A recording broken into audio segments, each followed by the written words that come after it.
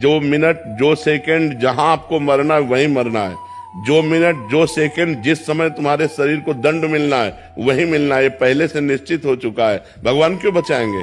आपने भगवान को पुकारा क्या? आपने भगवान का भजन किया क्या? आपने भगवान की आराधना की क्या? क्यों बचाएंगे? पूरे संसार को छूट दे रखी है। तुम चाहे पाप करो चाहे पुण्य करो, अपने कर्म का फल भोगो या भजन करके भगवान को प्राप्त कर लो, पूरी स्वतंत्रता दे रखी है।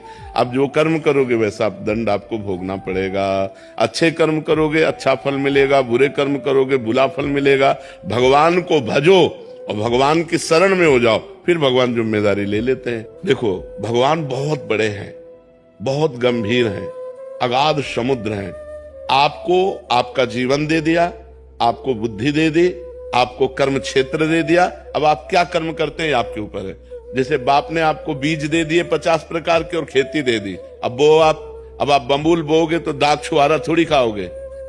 आप बम्बूल बोओगे तो कांटे ही लगेंगे आपको। तो आप इस कर्म क्षेत्र में पाप कर्म कर रहे हैं।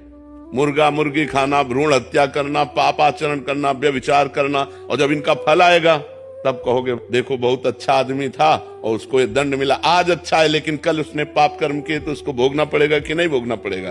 तुम कल को नहीं जानते हो, भगवान कल को भी जानते हो, आगे आने वाले कल को भी जानते हो, वर्तमान को भी जानते हैं। तो इसलिए जो हो रहा है वो अवश्य होगा, जो नहीं होना है वो कदापि नहीं होगा।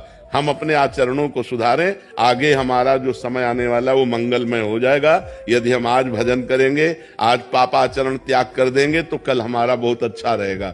और अगर हम भगवान से नहीं जुड़ेंगे, पापाचरण करेंगे तो आज भी दुखमय है और कल और दुखमय होगा। ये पक्की बात समझ लो।